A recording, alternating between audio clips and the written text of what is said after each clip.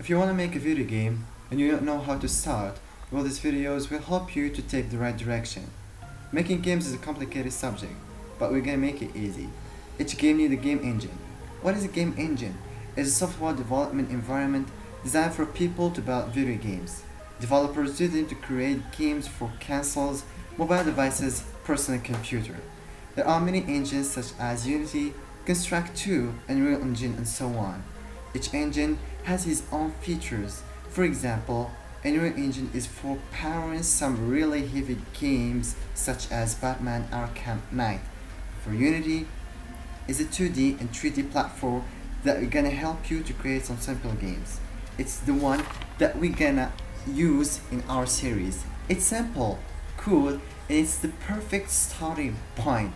So, to create your first game, Unity will certainly help you. Coding game is easy with it. So stay tuned and see you in the next video.